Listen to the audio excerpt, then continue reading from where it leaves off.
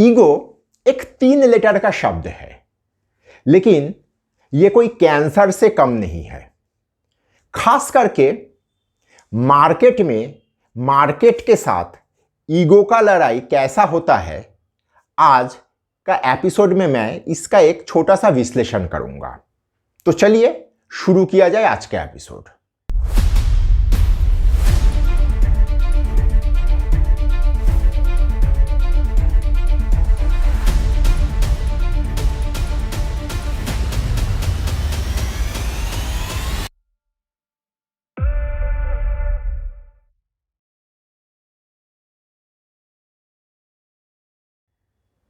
देखिए, मैं मेरा शुरुआती जीवन में जब मार्केट में आया था तो रिंग में बड़े बुजुर्ग हमेशा ये बात सिखाए थे कि बेटा कभी मार्केट के साथ ईगो का लड़ाई मत करना। जैसे ईगो किसी भी व्यक्ति को भीतर से खाता है, उसी तरीके से मार्केट के साथ अगर तुम ईगो का लड़ाई में जाओगे तो तुम्हारा पैसा मार्केट धीरे धीरे सफाचट कर देगा। मार्केट हम लोगों से स्मार्ट है, मार्केट हम लोगों से ज़्यादा इंटेलिजेंट है। ऑल टुगेदर अगर देखा जाए तो मार्केट हम लोगों से बहुत ताकतवर है। तो कोई भी व्यक्ति का उससे ताकतवर किसी व्यक्ति हो या इंस्टीट्यूशन हो, इससे लड़ना कहाँ तक औचित्य रह जाता। मैं हमेशा मार्केट में जब काम करता हूँ तो मैं बहुतों को देखता हूँ कि मार्केट के साथ मतलब कुश्ती कर रहा है। मैं ऐसा व्यक्ति को हाल फिलहाल में देखा हूँ जो 980 रुपया में रिलायंस शॉर्ट करके बैठा हुआ है और डिफरेंस का पैसा दे रहा है, सौदा एगेंस्ट में चल रहा है, लेकिन मार्केट के साथ वो जो लड़ाई लड़ रहा है, ये लड़ाई उसको कहां तक भाएगा। आपको एक छोटा सा उदाहरण देके समझाने का कोशिश करता हूं। आप लोग देखे होंगे जंगल में शेर भी रहता है, जंगल में हाथी भी रहता है, लेकिन कभी सुने हो कि हाथी और शेर में लड़ाई हो रहा है? क्योंकि दोनों ही खुद का ताकत और कमजोरी जानता है और सामने वाले का ताकत और कमजोरी भी जानता है, और इसी कारण से वो कभी एक दूसरे से नहीं उलझता है। दोनों म्यूचुअली रिस्पेक्ट देके एक ही जंगल में जब रहना है तो शांति से रहे, कोई किसी का रास्ता नहीं काटता है। तो अगर हम लोग मार्केट में भी यही चीज को अमल में लाए तो कहीं ना कहीं हम लोगों का मार्केट का काम बहुत बढ़िया हो सकता है। क्योंकि मैं हमेशा ये चीज देखा हूं, ताकतवर व्यक्ति के साथ ना लड़के अगर ताकतवर व्यक्ति के साथ मिलके दोस्त बन के कुछ फायदा लिया जाए तो वो हमेशा लॉजिकल होता है।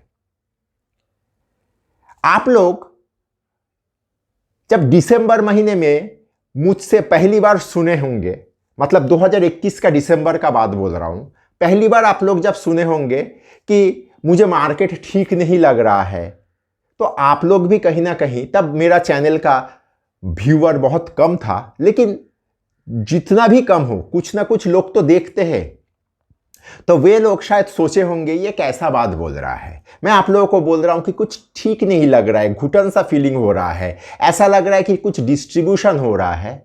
तो मेरा फ्रेंड लोगों ने मुझे मेरा मजाक भी उड़ाया था, लेकिन मैं कभी इसको ईगो में नहीं लिया।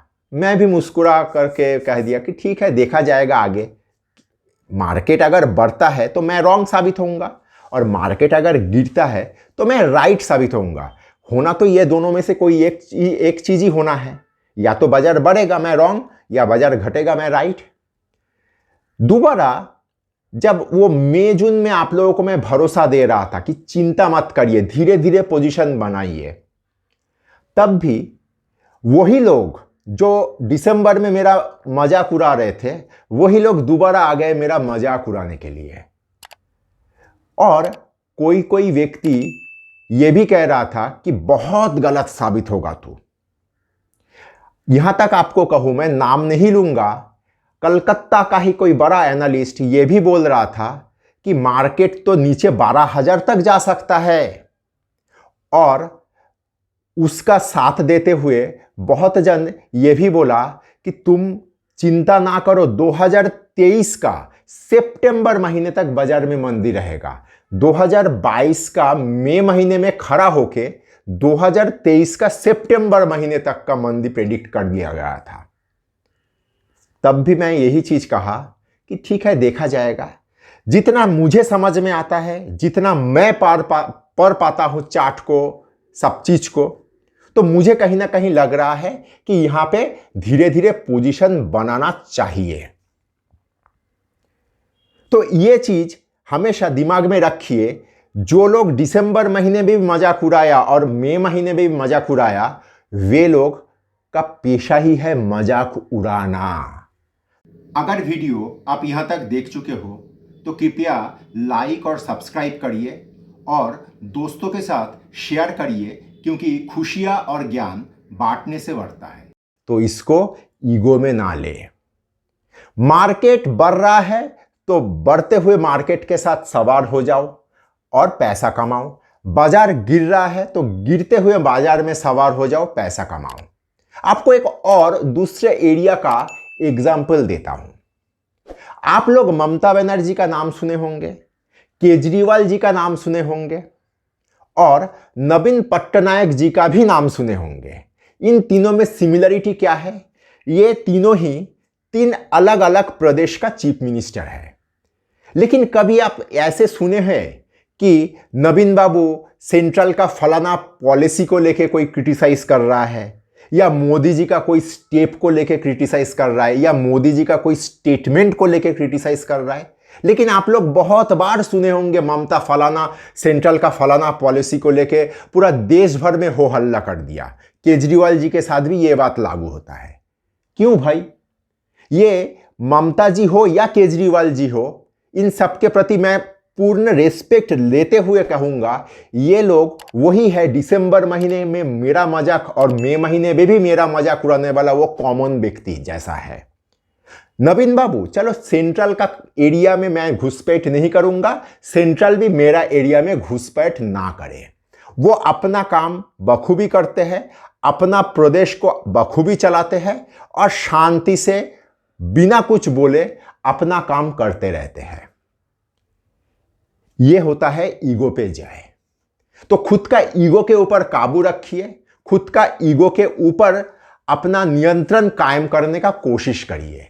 जब ये चीज आप रब्त कर लोगे तो कहीं ना कहीं आप देखोगे यही चीज आपको मार्केट में काम करने में बहुत ही मतलब मदद करेगा। आप लोग देखे होंगे, मैं आईटी में पहली बार रॉन्ग साबित हुआ था।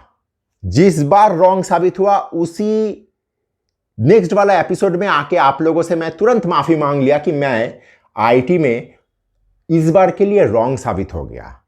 भाई माफी तो मांगना है आप लोगों से हाथ जोड़ के।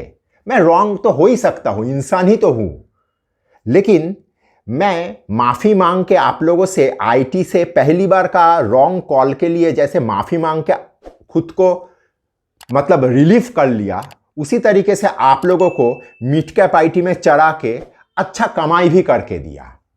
यहां पे ना कहीं पे कोई ईगो है, ना मैं ईगो को हावी होने दिया। तो अपना काम में हमेशा ईगो को साइड में रखते हुए मार्केट में काम करिए। मार्केट से बढ़िया बेनिफिट आप लोग ले पाओगे। आशा करता हूं ईगो कितना खराब है ये थोड़ा बहुत आप लोगों को समझा पाया। धन्यवाद। नमस्कार, मैं विपुल और अर्थशास्त्र में आप सबका स्वागत है। अगर आप लोगों को टेक्निकल का एनालिसिस, सॉफ्टवेयर, डेटा संबंधित किसी भी जानकारी का आवश्यकता है तो आप स्क्रीन में दिए हुए इस नंबर पे हम लोगों के साथ संपर्क कर सकते हो। हम लोगों का 20 साल का अनुभवों का फायदा उठाइए।